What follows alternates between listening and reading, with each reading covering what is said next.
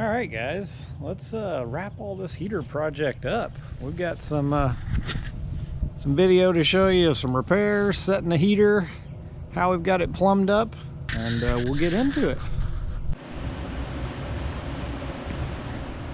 All right, guys, out here getting a little bit of a start on the E-Classic 2400. I'd hoped to be getting on this a little quicker, but just hadn't gone my way this year.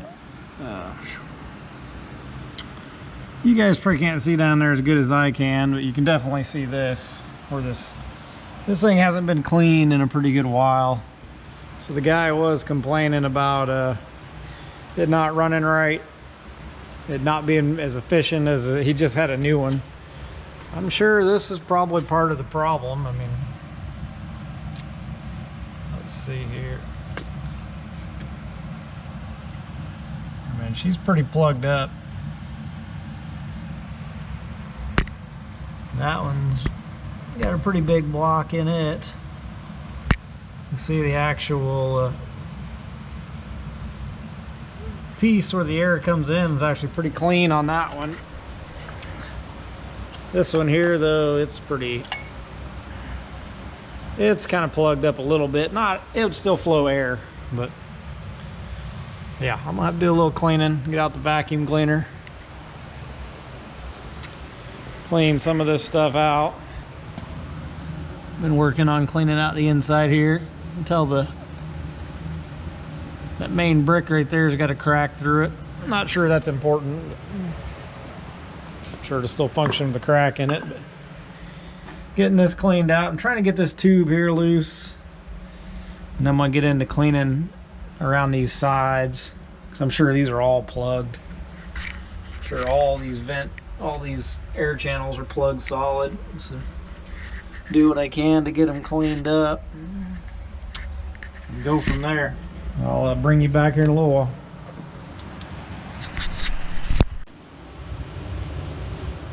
All right, guys, I got her pretty well cleaned out. There's a little bit still in there. I think I can get with the vacuum here. Got that side pretty cleaned out as well. Sucked all this out, where you can see down in the heat exchanger now. Still needs to be brushed. You take a broom and shove in there.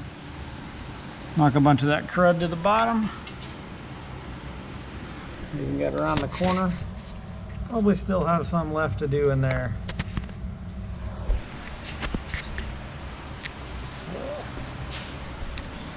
Got the main fire tube out. It needs some weld repair at the end. The bottom holes are pretty good though, and that's pretty clean. Still got some life left in it. Have to shovel this crap out again.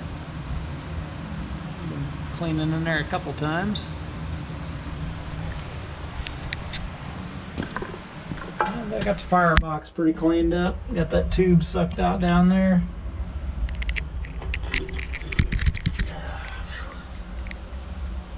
Working on some of this stuff. Yep. Should definitely gonna be hard to clean, but I think I can get everything poked out and cleaned out. Get back to her again.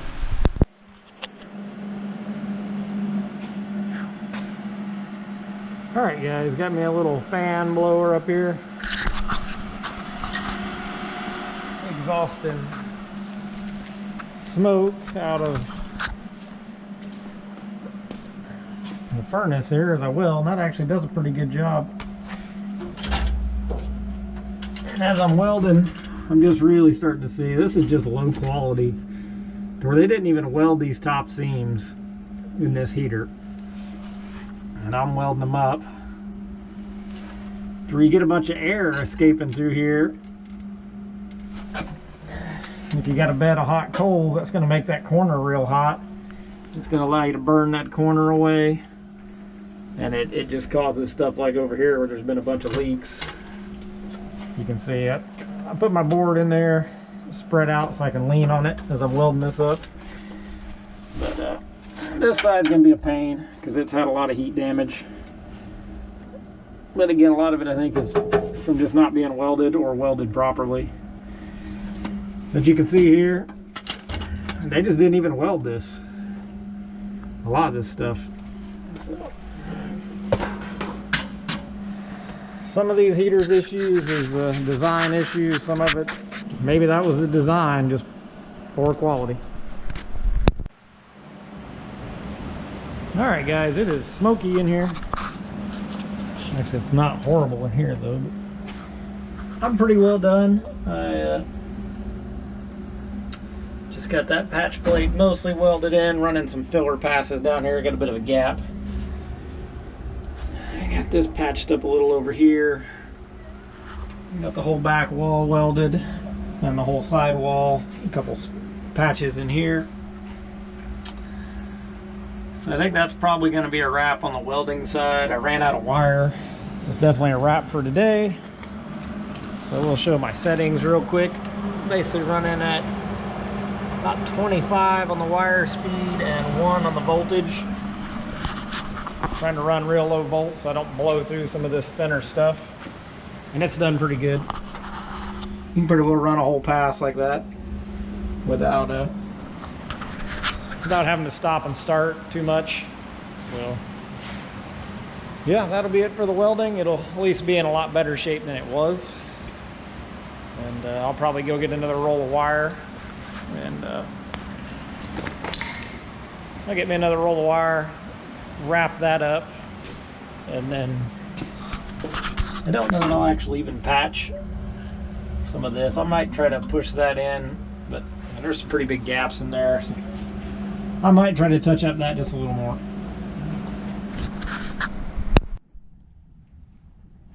How much sediment can collect inside of a wood boiler?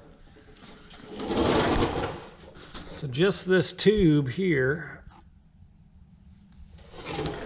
I got that much out of it.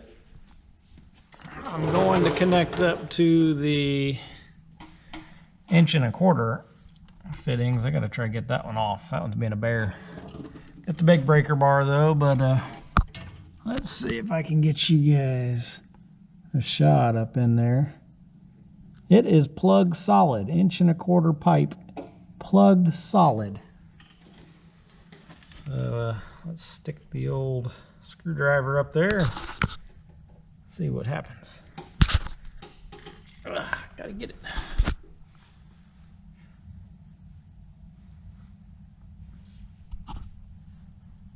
Let's see if you guys can see anything. Alrighty.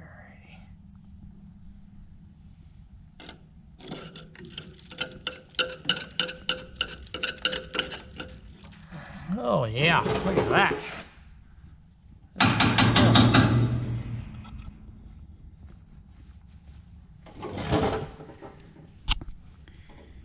And it's good and wet and nasty.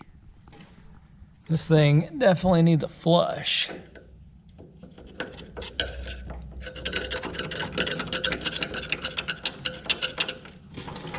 now I'm regretting not doing that to this one. I should have looked, because this one was over here and I needed the room for my other pump to come down through here. The way this thing was positioned, so I moved it over to here to match up how they had this original fitting. And I went ahead and thread sealed it.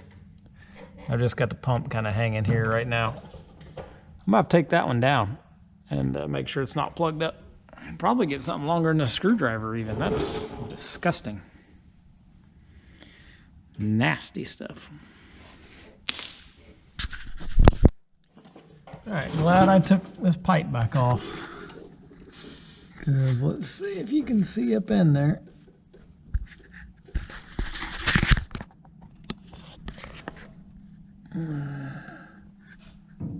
Maybe so. There you go, hopefully. But yep, it's plugged too. Actually, when I first started looking into this, because I took one of these off, the ball valve was open. I couldn't even see through it. That's when I knocked all that stuff out. So I think this heater is from 2011 though, so it didn't heat last year because the guy was getting a new boiler. And so let's see, that'd been 2022. Yeah, so it's got about 10 years on it, maybe 11 years on it. So, oh yeah, that would have had a hard time pumping.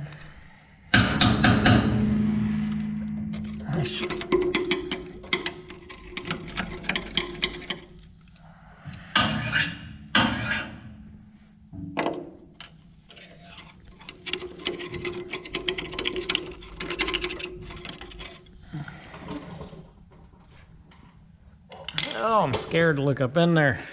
Crap might come falling down on me. I'm gonna get my head up in there. See, I can see up 1.25 inch one all the way to the top roof of the boiler, but I can't see up that one. I'll have to get something long and shove up there.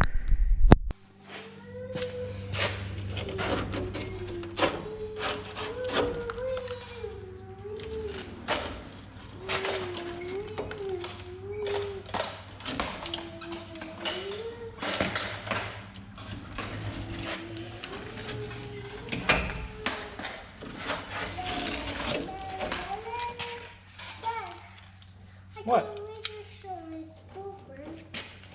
All right. You can ride. Is Papa's hat?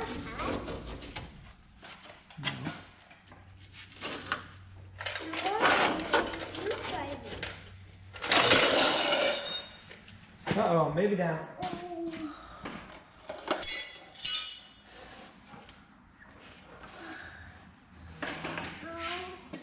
You're fine. Pick everything up. Well, you crashed, didn't you? Yeah. Screwdriver's surprise.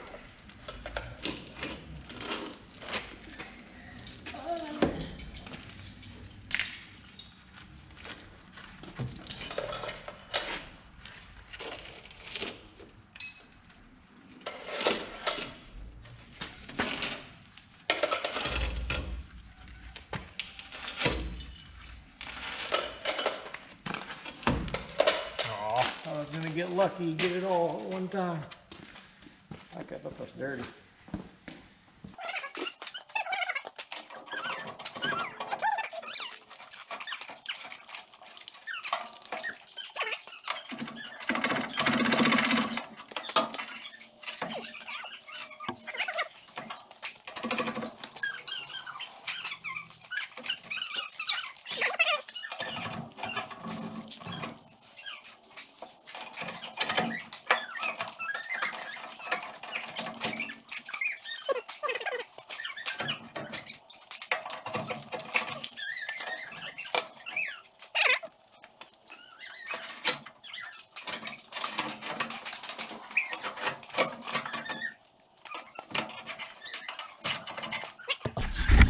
Most all of it's gone. Still got a little bit. It's like a recessed edge right here. But there's some hung into. I'll have to get out.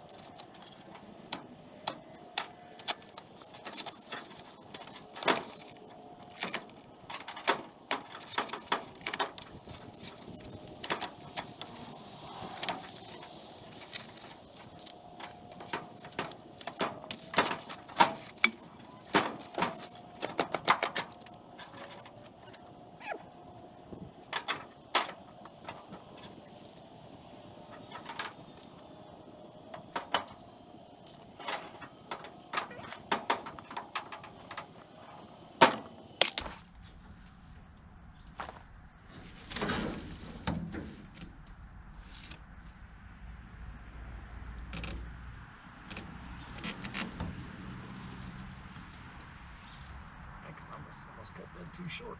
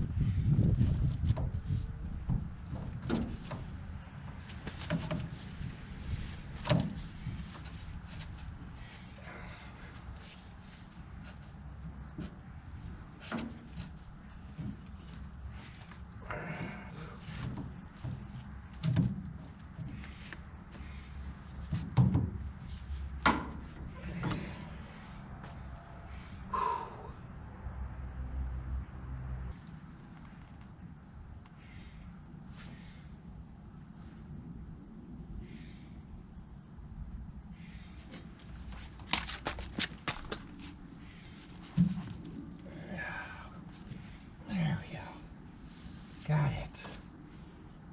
Heck yeah.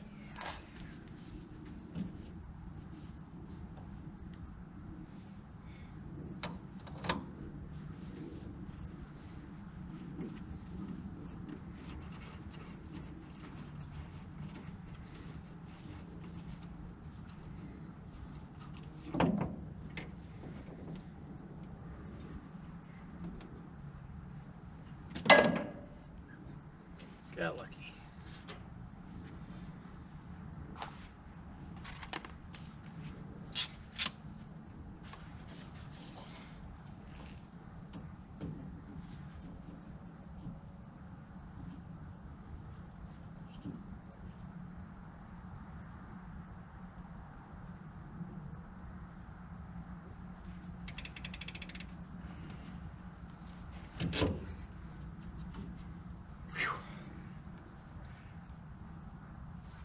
One official connection made.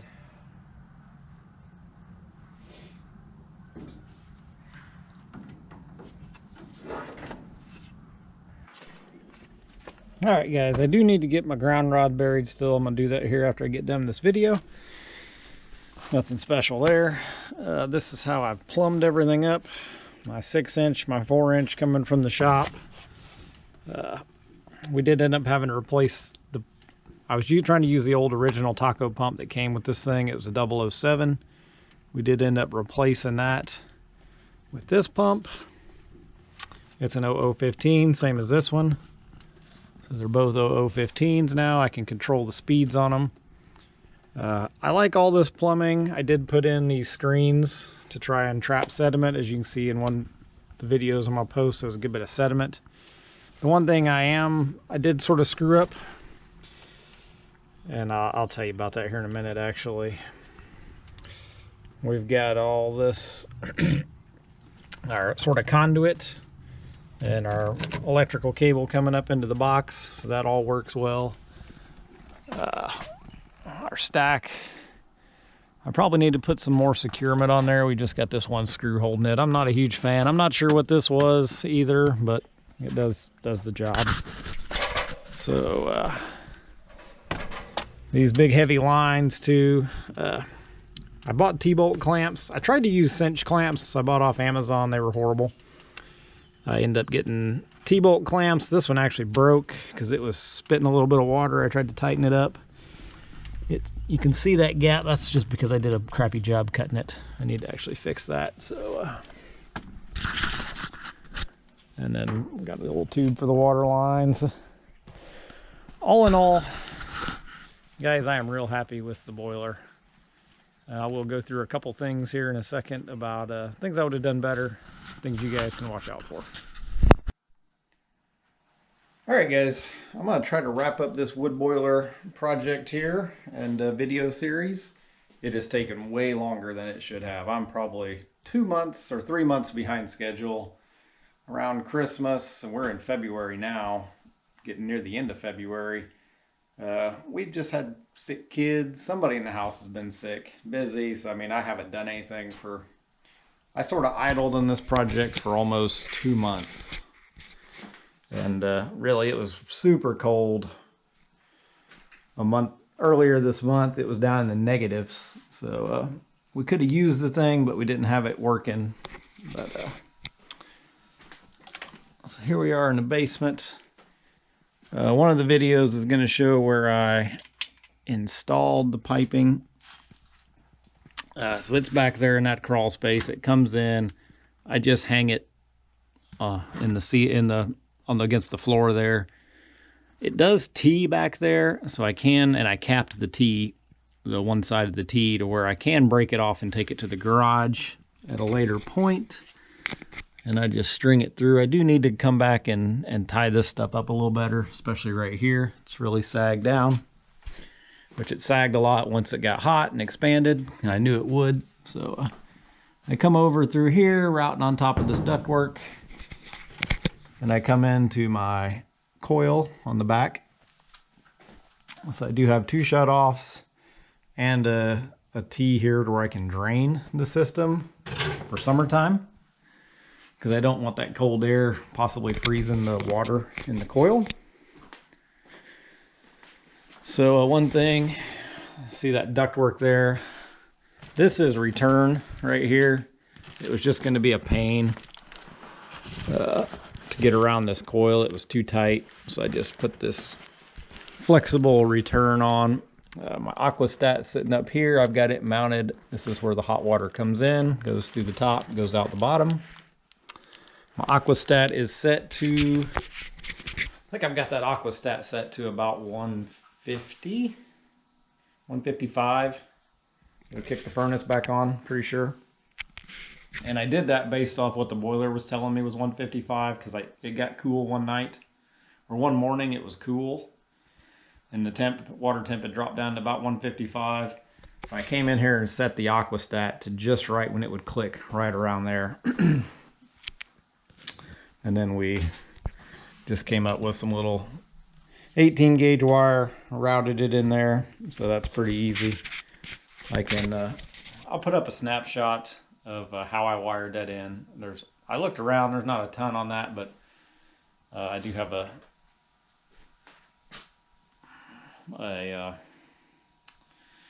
brain went dead here. I do have a diagram drawn up of how that wires into the furnace.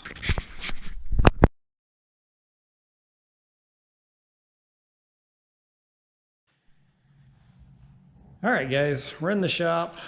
It's about 35 degrees outside right now. I got down to 20s last night. Got cold, which is normal for this time of year. It's been abnormally hot. But I came into the shop here. We'll go through the shop plumbing. I don't know if you can see, it's 60 degrees in here right now. I am really loving the floor heat. It is real nice. Go over here and walk through our system real quick. And all the orange stuff was mostly existing. That's when we poured the floor. We put PEX in. We did have an electric water heater sitting right there that we used to heat the floor for a while. That was really expensive. Would have been better to pump or pipe gas out here and use a gas water heater. But that one did do the job. I'm not gonna say it didn't, it just was slow. This one does it a lot better. This is hot coming in on the bottom, cold going out on the top. That sucker's hot to the touch. And then we've got our pump. This gauge is kind of in a bad spot being on the suction side, but we pump water down, split it, goes to each zone of the floor. Because really this side of the floor is plumbed. That last 10 or 12 feet of the floor is not plumbed actually. It's just unplumbed concrete, but all the rest of it is. Go over here to this zone. Then it returns, comes up, comes back into a T and goes up to the top. It also does have a way around over there to where we've got our fill tube up there for when we initially filled this thing a long time ago. Expansion tank, I do have a spot for another gauge. I think I will pull this gauge, cap that, and put it down here on the end. That way it actually has a good flow, because instead of building, it actually, when the pump's kicked on, it actually pulls, I think, back. Let's see, let's kick it on real quick.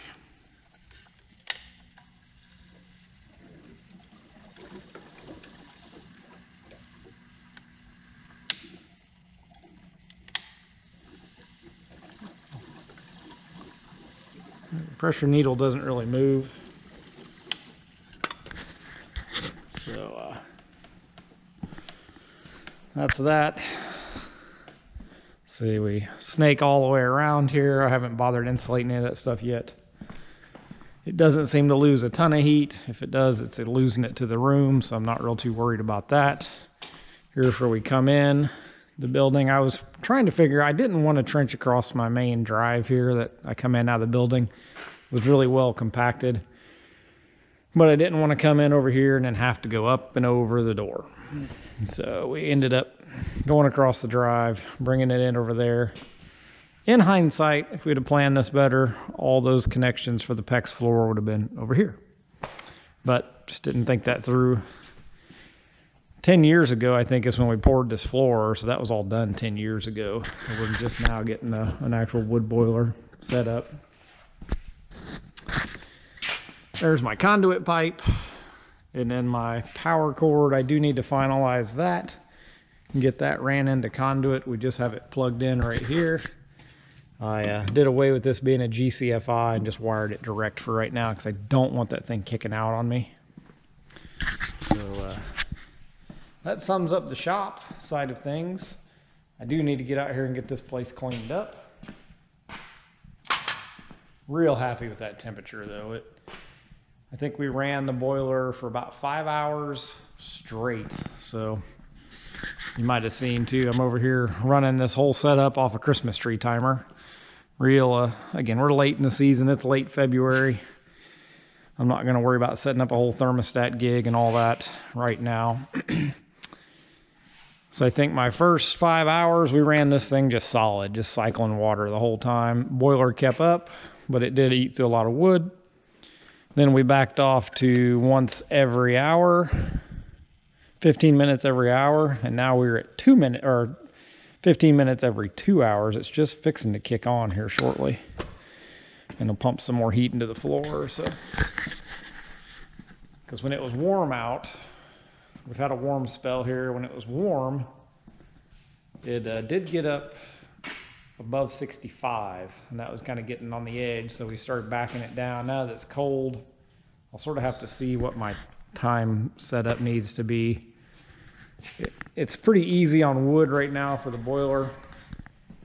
I did a video this morning of loading the boiler. It went 14 hours through the night on one load of wood, but it was burnt completely down, so that's heating the house and the shop. So we're doing pretty good. I'm happy with that right now.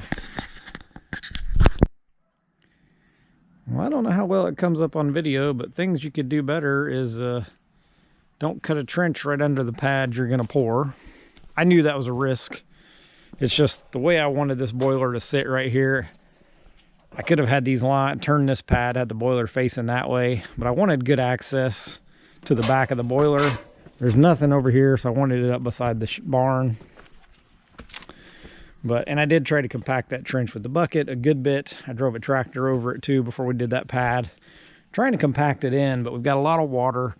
A lot of water is shed off this building, so it's compacted now where it's going to be, but the pad did sort of settle, especially because you've got a 3,000 pound boiler empty, and it's got about another 2,500 pounds of water in it now that it's full.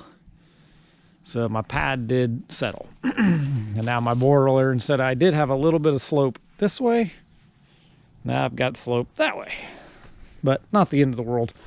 We can get that taken care of at some point. I'm not really worried about it. It hadn't gone any farther. You can kind of see though that we probably dropped 1.5 inches or more from where we started. So that might be, we might try to do a polyfoam jacking on that one and take some weight off the boiler this summer at some point. The other thing, I think I could have probably gotten by with inch lines going to the house. We went 1.25 inches just so that I can tee off the house and go to the garage later, and I'll have plenty of flow. Maybe not required, but it was just sort of you're burying lines. This DIY insulated lines, they're working great. I mean, absolutely great. I mean,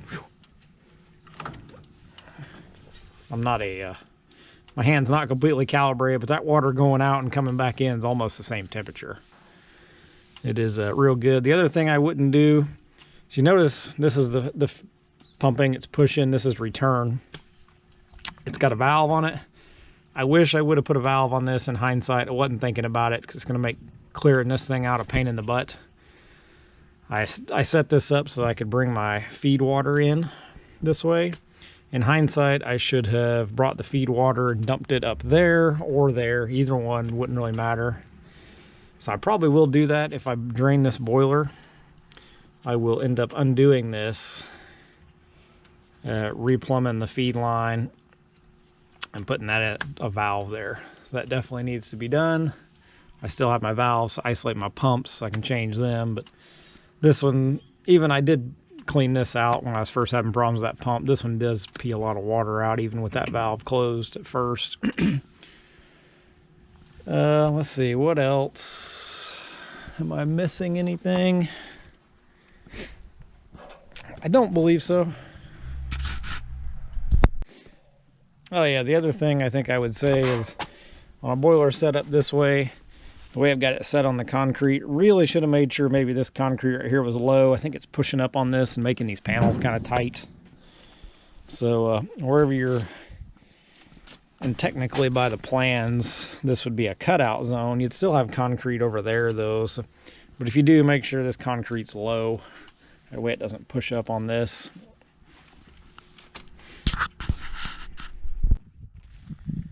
All right, guys, moment of truth here. I do have a 6'3" in the house, and then the wife just took our 8-year-old to basketball, so I'm a little bit later than normal getting out here. It's noon, so this thing has been going for 14 hours. So I don't know if you can see that. I can barely see it, even covering it up. So we're at 14 hours, still got 180-degree water temp. So let's see what the fire looks like. Yep, she has burnt down. Still got a few decent pieces in there.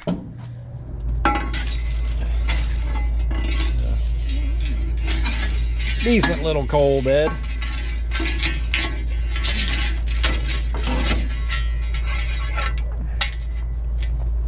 Woo. So, all right, we'll go grab a couple pieces of wood, get in there, keep us going for a little bit. It's about 35 right now. It got pretty cold. It got down in the mid-20s last night, and it won't break 40 today, I don't think. But then in, I think, 2 days or 3 days, it's going to be 75 and then back to 40. We're in late February here. It's just been crazy. I really wish I'd have had this thing up and going a month ago when it was like -10, which is as cold as it's ever been around here, I think. But just got busy, got behind, and that's how it's been. All right, fill this firebox up. Usually takes about 2 loads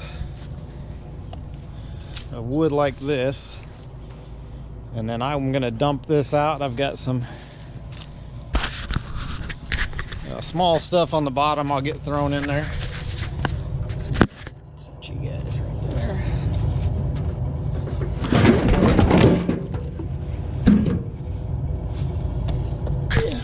Get the small stuff thrown in here. Help that coal bed stay good and healthy.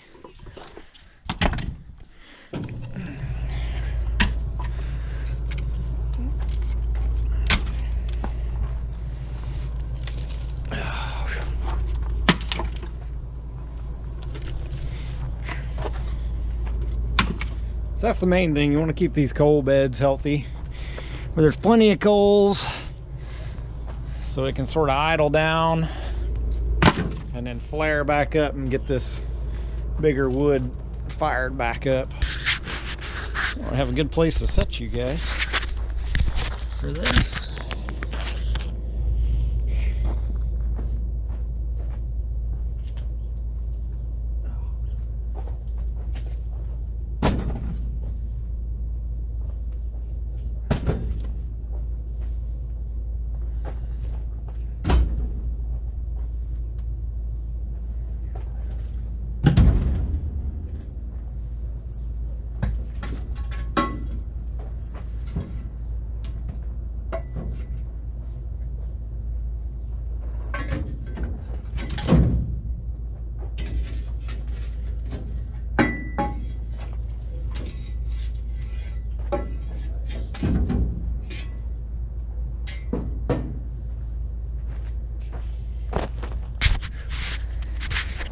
All right, like I said, 1 wheelbarrow load, that gets me about half full.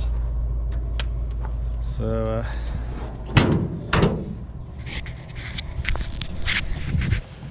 take a quick break, run in, check on my 3-year-old, and then come back out, grab 1 more wheelbarrow load, and we'll be good for the day. All right, guys, there's the load for the day.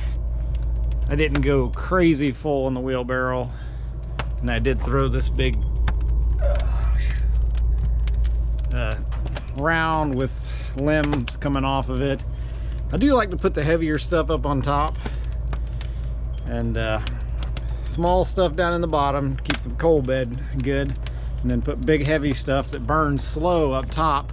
That way the weight helps keep moving everything down. And then also, it's a lot of wood, not a lot of surface area. It seems like it helps the furnace control the fire temperature. It doesn't let the fire temperature flare, or it doesn't let the firebox get too hot and boil over the boiler. Seems like it can control it good. That's what works for me, at least right now. So yeah, she's pretty smoky starting out with a new load of wood. Definitely got some flames going. We'll kick her down, see if that cleans her up any. So it usually takes a little bit, a couple minutes, and then that smoke will generally clean up pretty well. I think we're on low burn right now. Pretty sure it says 177. That's easier to see back here. So depending on whether it's going to do a high burn or not.